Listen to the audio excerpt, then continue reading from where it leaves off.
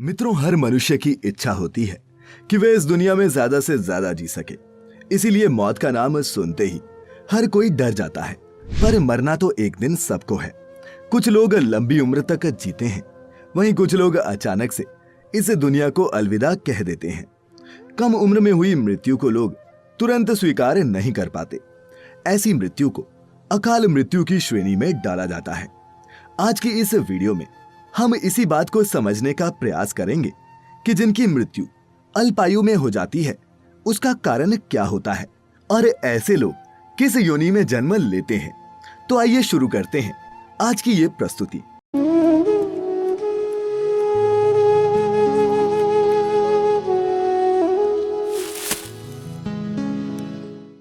मित्रों, गरुड़ पुराण में बताया गया है कि मनुष्य के जीवन के 7 चक्र निश्चित हैं और यदि कोई मनुष्य इस चक्र को पूरा नहीं करता, अर्थात जो अल्पायु में ही मृत्यु को प्राप्त हो जाता है, उसे मृत्यु के बाद भी कई प्रकार के कष्ट भोगने पड़ते हैं। पर सबसे पहले ये जानना बहुत जरूरी है कि अल्पायु में मृत्यु का क्या मतलब होता है।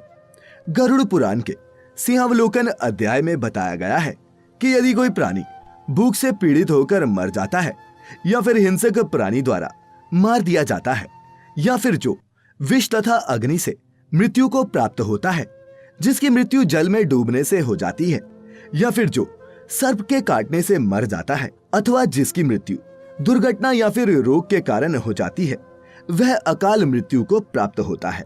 कुल मिलाकर ये कहा जा सकता है कि निर्धारित उम्र से पहले अगर कोई व्यक्ति काल के गाल में समा जाता है तो उसकी मृत्यु अकाल मृत्यु मानी जाती है। कारण कुछ भी हो, गरुड़ पुराण में भगवान विष्णु ने बताया है कि जिस मनुष्य अथवा प्राणी की मृत्यु प्राकृतिक होती है, वह 3, 10, 13 अथवा 40 दिन के अंदर दूसरा शरीर धारण कर लेती है।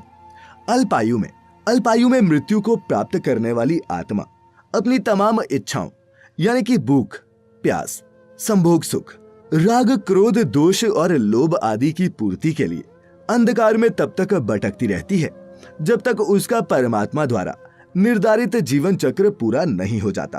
परंतु अब यहाँ ये सवाल उठता है कि किसी भी प्राणी की अल्पायु में मृत्यु होती क्यों है। तो मित्रों, मैं आपको बता दूं कि इसका भी वर्णन हमें गरुड़ पुराण में मिलता है, जिसके अनुसार जब विधाता द्वारा निश्चित की गई मृत्यु प्राणी के पास आती है तो शीघ्र ही उसे लेकर मृत्यु लोक से चली जाती है। प्राचीन काल से ही वेद का ये कथन है कि मनुष्य 100 वर्ष तक जीवित रहता है, किंतु जो मनुष्य निंदित कर्म करता है वह शीघ्र ही विनष्ट हो जाता है। जो वेदों का ज्ञान न होने के कारण वंश परंपरा के सदाचार का पालन नहीं करता, जो आलस्यवश कर्म का परित्याग कर देता है, जो सदैव त्याज्य कर्म को सम्मान देता है, जो जिस किसी के भी घर में भोजन कर लेता है और जो परस्त्री में अनुरक्त रहता है, इसी प्रकार के अन्य महादोषों से मनुष्य की आयु क्षीण हो जाती है। जो अपने कर्मों का परित्याग तथा जितने मुख्य आचरण हैं उनका परित्याग करता है और दूसरों के कर्मों में संलग्न रहता है, वह निश्चित ही कम उम्र में ही मृत्यु को प्राप्त करता है। और जो धर्म विरुद्ध आचरण करता है वह भी अगले जन्म में निश्चित समय से पहले ही यमलोक चला जाता है। मित्रों, ये तो हो गई अल्पायु में हुई मृत्यु और उससे मिलने वाले कष्टों की बात। चलिए अब जानते हैं कि अल्पायु में मृत्यु के बाद कौन सी आत्मा किस योनि में भटकती रहती है।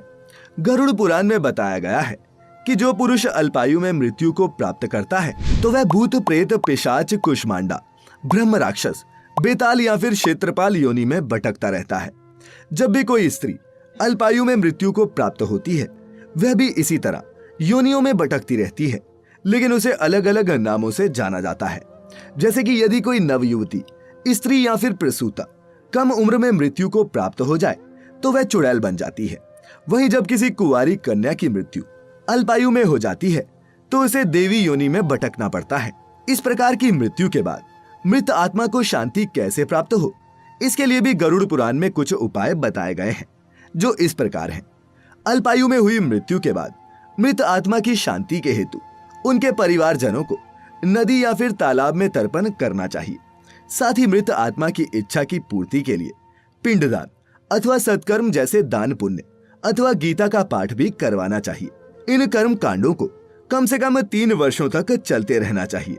साथ ही बरसी आने पर भूखे ज्ञानी जनी, महात्माओं या फिर बालकों को भोजन करवाना चाहिए ताकि मृत आत्मा को जल्द से जल्द मुक्ति मिल सके। वैसे दुर्घटना, रोग या फिर किसी दूसरी प्रकार की अकाल मृत्यु को रोकना हम इंसानों के बस में नहीं है और ये सब हमारे पिछले जन्म के कर्मों पर ही आधारित होता है। तो मित्रों, हम उम्मीद करते हैं कि आपको हमारी आज की वीडियो से कुछ न कुछ सीखने को मिला होगा।